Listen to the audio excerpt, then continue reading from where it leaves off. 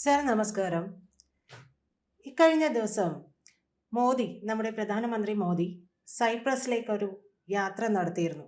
അത് പലതരത്തിലും തുർക്കി എന്ന് പറയുന്ന രാജ്യത്തിന് തിരിച്ചടിയാണ്. കാരണം അവരുടെ നാട്ടിൽ ഭൂകമ്പം ഉണ്ടായപ്പോൾ രണ്ട് കൈയും അയച്ച് സഹായിച്ചതാണ് ഇന്ത്യ എന്ന് പറയുന്ന രാജ്യം. പക്ഷേ പാകിസ്ഥാനുമായിട്ടുള്ള നിലപാടുകളിൽ വരുമ്പോൾ തുർക്കി നമ്മളെ മുഖത്തടിക്കുന്ന രീതിയിലാണ് പെരുമാറിയത്. എത്തരത്തിലാണ് ഈ പറയുന്ന ഒരു സന്ദർശനം, സൈപ്രസ് സന്ദർശനം തുർക്കിക്കുള്ള അടിയാകുന്നത്? ഭാരത പ്രധാനമന്ത്രിമാർ പലപ്പോഴും വിദേശ പര്യടനം നടത്തുന്നത് ഏതെങ്കിലും സഹായ അഭ്യർത്ഥനയ്ക്ക് വേണ്ടിയായിരുന്നു കുറെ കാലമായി, അല്ലെങ്കിൽ അന്താരാഷ്ട്ര സമ്മേളനങ്ങളിൽ ഒരു ക്ഷണിതാവ് എന്ന നിലയിലായിരുന്നു. പക്ഷേ ഇന്നിപ്പോൾ നരേന്ദ്രമോദി ആ പതിവ് തെറ്റിച്ചിരിക്കുകയാണ്. അന്താരാഷ്ട്ര നിലപാടുകളിൽ വ്യക്തമായ കാഴ്ചപ്പാട് അതിശക്തമായി ലോകത്തിന് മുമ്പിൽ പ്രഖ്യാപിക്കുകയും ഇന്ത്യക്കെതിരെ തിരിഞ്ഞ രാജ്യങ്ങളെ അതേ നാണയത്തിൽ തിരിച്ചടി കൊടുക്കാനുള്ള കരുത്ത് ഇന്ത്യക്കുണ്ട് എന്ന് തെളിയിക്കുകയുമാണ് സൈപ്രസ് വിസിറ്റിലൂടെ നടത്തിയിരിക്കുന്നത്.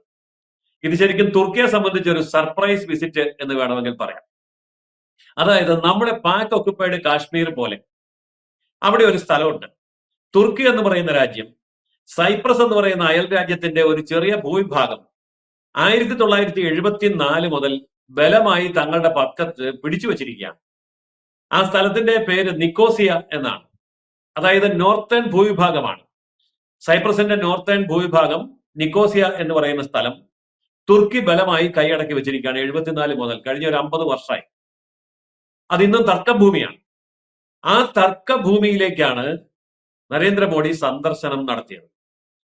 സൈപ്രസിന്റെ പ്രസിഡന്റ് നിക്കോസ് ക്രിസ്റ്റോ ഡൊലിഡേസുമായിട്ട് ഒന്നിച്ചാണ് ആ ഭൂവിഭാഗങ്ങൾ സന്ദർശിക്കുന്നതിന്റെ വീഡിയോ പുറത്തു വന്നിരിക്കുന്നത്.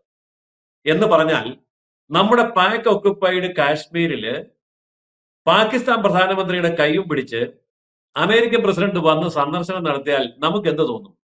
ആ തോന്നൽ തുർക്കിക്കുണ്ടാവണം. അതായിരുന്നു നരേന്ദ്രമോദിയുടെ ലക്ഷ്യം. ഇന്ന് അന്താരാഷ്ട്ര വേദികളിൽ ഇത് വലിയ ചർച്ചാ വിഷയമാണ്. ആഗോളതലത്തിൽ മാത്രമല്ല, അഖിലേന്ത്യാ തലത്തിലും ഇത് ചർച്ചയാണ്. പക്ഷെ കേരളത്തിന്റെ സാഹചര്യത്തിൽ ഇതെങ്ങനെ ചർച്ചയാകുകയല്ല. കാരണം നരേന്ദ്രമോദിക്ക് എന്തെങ്കിലും ഒരു പ്രിവിലേജ് കിട്ടുന്ന കാര്യമായതുകൊണ്ട് കേരളത്തിൽ ഇത് വലിയ ചർച്ചയാകാൻ സാധ്യതയില്ല. പക്ഷേ ഇത് അന്താരാഷ്ട്ര രംഗത്ത് ഇന്ത്യയുടെ കരുത്താണ് കാണിക്കുന്നത്. അതായത് തുർക്കിയും സൈപ്രസും തമ്മിലുള്ള തർക്കത്തിൽ ഇന്ത്യ പരസ്യമായി ആ സ്ഥലത്ത് ചെന്ന് ആ മണ്ണിൽ നിന്ന് ആ പ്രസിഡന്റിന്റെ കൈ പിടിച്ചുകൊണ്ട് പിന്തുണ പ്രഖ്യാപിക്കുന്നതിന് തുല്യമാണ് ആ സന്ദർശനം. അതായത് ഇന്ത്യക്കെതിരെ തിരിഞ്ഞ തുർക്കി, ആ തുർക്കിക്കെതിരെ നിന്റെ തൊട്ടയൽക്കാരന്റെ കൈയും പിടിച്ച് ഞാൻ എത്തിയിരിക്കുന്നു, നിന്റെ മൂക്കിന്റെ തുമ്പത്ത് വരെ എന്ന പ്രഖ്യാപനമാണ് നരേന്ദ്രമോദി നടത്തിയിരിക്കുന്നത്. അന്താരാഷ്ട്ര രംഗത്ത് ഇതുപോലെയുള്ള സർജിക്കൽ സ്ട്രൈക്കുകൾ നടത്തുന്നത് പണ്ടൊക്കെ അമേരിക്കയായിരുന്നു. ഒരു കാലത്ത് സോവിയറ്റ് യൂണിയൻ ഉണ്ടായിരുന്നപ്പോൾ അവരും ചെയ്തിട്ടുണ്ട്. പക്ഷെ ഇന്ന് സോവിയറ്റ് യൂണിയനോ അമേരിക്കയ്ക്കോ ചൈനയ്ക്കോ ചെയ്യാൻ കഴിയാത്ത കാര്യങ്ങൾ നരേന്ദ്രമോദി ചെയ്ത് കാണിച്ചു കൊടുക്കുകയാണ്. ഇന്ത്യക്കെതിരായി നിലപാടെടുത്ത ഏതൊരു രാജ്യത്തെയും അവന്റെ സ്വന്തം മണ്ണിൽ ചെന്ന് മുഖാമുഖം നേരിടാനുള്ള കരുത്ത് ഇന്ന് ഭാരതത്തിനുണ്ട് എന്നുള്ള വലിയ വസ്തുതയാണ് ഇവിടെ വ്യക്തമാകുന്നത്. ഇതിന് നമുക്ക് ധാർമ്മികമായ ഒരു അവകാശം കൂടിയുണ്ട്.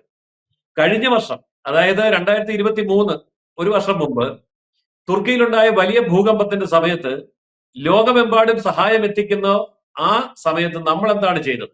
ഓപ്പറേഷൻ ദോസ്ത് എന്ന പേരിൽ വൻതോതിലുള്ള ദുരിതാശ്വാസ സഹായങ്ങളാണ് ഇന്ത്യ തുർക്കിക്ക് വേണ്ടി ചെയ്തു കൊടുത്തത്.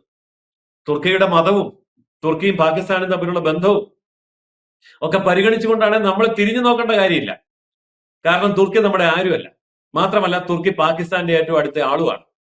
എന്നാൽ പോലും മാനുഷിക പരിഗണന വെച്ചുകൊണ്ട് അന്താരാഷ്ട്ര രംഗത്തുണ്ടായ ആ ഒരു വലിയ ദുരന്തത്തെ നേരിടാൻ ഭാരതം തുർക്കിയോടൊപ്പം നിന്നു. ആ ഒരു മര്യാദയൊന്നും പാകിസ്ഥാനും ഇന്ത്യയും തമ്മിലുണ്ടായ ഈ കഴിഞ്ഞ ദിവസത്തെ യുദ്ധത്തിൽ തുർക്കി പുലർത്തിയില്ല എന്ന് മാത്രമല്ല, ധാരാളം മുസ്ലിം രാജ്യങ്ങൾ ഉണ്ടായിട്ടും അവരെല്ലാം കൈയൊഴിഞ്ഞ സമയത്ത് പാകിസ്ഥാനോടൊപ്പം നിൽക്കുകയും ആയുധങ്ങൾ വരെ കൊടുക്കുകയും മറ്റ് സപ്പോർട്ടുകൾ ചെയ്യുകയും ചെയ്ത ഒരു രാജ്യം എന്നുള്ള നിലയിൽ തുർക്കി കാണിച്ച അന്താരാഷ്ട്ര മര്യാദകേടിന്റെ കൃത്യമായ മറുപടിയാണ് നരേന്ദ്രമോദി നിക്കോസിയ സന്ദർശിച്ചുകൊണ്ട് സൈപ്രസിന്റെ പ്രധാനമന്ത്രിയോടൊപ്പം നിന്നുകൊണ്ട് അവിടെ കൊടുത്ത മറുപടി. അപ്പോ ഈ ഒരു മറുപടിയിലൂടെ തുർക്കി പാഠം പഠിക്കുമെന്ന് നമുക്ക് എന്തായാലും കരുതാനാകില്ലല്ലോ. അവർക്ക് എപ്പോഴും എല്ലാ കാലം അവർ ഉയർത്തിപ്പിടിക്കുന്നത് അവരുടെ മതത്തെ കുറിച്ചുള്ള കാര്യങ്ങളാണല്ലോ. അതുകൊണ്ടാണല്ലോ പാകിസ്ഥാൻ ഉൾപ്പെടെയുള്ള രാജ്യങ്ങളുടെ നിലപാടുമായി അവർ യോജിച്ചു പോകുന്നത്. തീർച്ചയായിട്ടും ശരിയാണ് പറഞ്ഞത്. തുർക്കി പോലെ ഒരു രാജ്യം, അതായത് തുർക്കിയുടെ ഇപ്പോഴത്തെ ഒരു നിലപാട് എന്താന്ന് വെച്ചാൽ, ഈ ആഗോളതലത്തിൽ മുസ്ലിം രാജ്യങ്ങളുടെ ഒരു കൂട്ടായ്മയുണ്ട്. ഏതാണ്ട് 52 രാജ്യങ്ങൾ അതിലുണ്ട്. അപ്പോൾ ആ രാജ്യങ്ങളുടെ നേതൃത്വം ആർക്ക് വേണമെന്നുള്ളതിനെ സംബന്ധിച്ചുള്ള ഒരു തർക്കം ഇപ്പോൾ നടക്കുകയാണ്. സൗദി അറേബ്യ പറയുന്നു മക്കയും മദീനയും ഒക്കെ ഞങ്ങളുടെ സ്ഥലത്തായതുകൊണ്ട് ഞങ്ങളാണ് ആഗോള മുസ്ലിമിന്റെ നേതാക്കന്മാർ. തുർക്കി പറയുന്നു ഖലീഫ ഞങ്ങളുടെ രാജ്യം ആസ്ഥാനമാക്കിയാണ് ഇസ്ലാമിക സാമ്രാജ്യം ആരംഭിച്ചത്, അതുകൊണ്ട് തുർക്കിയാണ് യഥാർത്ഥത്തിലുള്ള ഇസ്ലാമിക നേതാവ് എന്ന്. എന്നാൽ ഇറാൻ പറയുന്നു ലോക മുസ്ലിങ്ങളുടെ മുഴുവൻ നേതൃത്വം ഏറ്റെടുക്കാൻ കഴിയുന്ന ഒരേ ഒരു രാജ്യമുണ്ടെങ്കിൽ അത് ഇറാനാണ്, നമ്മുടെ കയ്യിലാണ് ഇസ്ലാമിക ആറ്റം ബോംബ് ഉള്ളത്, വേറെ ആർക്കും ആറ്റം ബോംബ് ഇല്ല മുസ്ലിങ്ങൾക്ക്. അതുകൊണ്ട് മുസ്ലിം രാജ്യങ്ങൾക്കിടയിൽ ആറ്റം ബോംബ് ഉള്ള ഒരേ ഒരു രാജ്യം എന്നുള്ള നിലയിൽ ഞങ്ങളാണ് അയത്തുള്ള ഖൊമൈനി എന്ന് പറയുന്ന അവിടുത്തെ ആത്മീയ രാഷ്ട്രീയ ആചാര്യൻ. അങ്ങനെയൊക്കെയുണ്ട്. ഈ മുസ്ലിം രാജ്യങ്ങൾക്ക് രാഷ്ട്രീയവും ആത്മീയവും ഒന്നാണ്. നമ്മുടെ കേരളത്തിലെ മുസ്ലിം ലീഗിന്റെ ആചാര്യൻ എന്ന് പറയുന്നത് മതത്തിന്റെ ആചാര്യനുമാണ്, രാഷ്ട്രീയ പാർട്ടിയുടെ ആചാര്യനുമാണ്. കാരണം മുസ്ലിങ്ങൾക്ക് ഇത് രണ്ടും കൂടെ ഒന്നാണ്. അതുകൊണ്ട് ഇറാൻ ആയിരിക്കണം ലോക മുസ്ലിമിന്റെ നേതാവ് എന്ന് പറഞ്ഞ് ഇറാൻ അങ്ങനെ നിൽക്കുകയാണ്. അപ്പോഴാണ് ഇപ്പൊ പുതിയ പാകിസ്ഥാൻ കടന്നു വന്നിട്ട് പറയുന്നത് ഞങ്ങളാണ് ഏറ്റവും കൂടുതൽ ആറ്റം ബോംബ് ഉള്ളത്, ശരിക്കും പറഞ്ഞാൽ ഇറാനേക്കാൾ കൂടുതൽ ആറ്റം ബോംബ് ഞങ്ങളുടെ കയ്യിലുണ്ട്, അതുകൊണ്ട് ഞങ്ങളാണ് ലോക ഇസ്ലാമിക തീവ്ര നിലപാടിൽ അടിയുറച്ചു നിൽക്കുന്ന രാജ്യം, ലോകത്തെ മുഴുവൻ ഇസ്ലാമിക തീവ്രവാദികളെയും ഫണ്ട് ചെയ്യുകയും പരിശീലിപ്പിക്കുകയും അഭയം കൊടുക്കുകയും ചെയ്യുന്ന രാജ്യം, അതുകൊണ്ട് പാകിസ്ഥാനാണ് ഇസ്ലാമികളുടെ ലോക നേതാവെന്ന് പാകിസ്ഥാനും ഇപ്പൊ അവകാശവാദം ഉന്നയിക്കും. അപ്പൊ 4 പേരുടെ പരസ്പര മത്സരം നടക്കുകയാണ് നേതാവ് ആരാണ് എന്നുള്ളതുകൊണ്ട്. അപ്പോൾ ഈ മത്സരം അവിടെ കൊഴുക്കുമ്പോൾ അവരെന്ത് നിലപാട് സ്വീകരിച്ചാലും മറുവശത്ത് ഒരു കാര്യം സംഭവിക്കുന്നുണ്ട്. ഈ ലോകത്ത് സംഭവിച്ചുകൊണ്ടിരിക്കുന്നത് ഇസ്ലാമിക രാജ്യങ്ങളുടെയും ഇസ്ലാമിക തീവ്രവാദങ്ങളുടെയും ഭീഷണിയെ നേരിടാൻ കഴിവില്ലാതെ യൂറോപ്പിലെ നിരവധിയായിട്ടുള്ള ക്രൈസ്തവ രാജ്യങ്ങൾ ഇന്ന് കഷ്ടപ്പെട്ടുകൊണ്ടിരിക്കുക.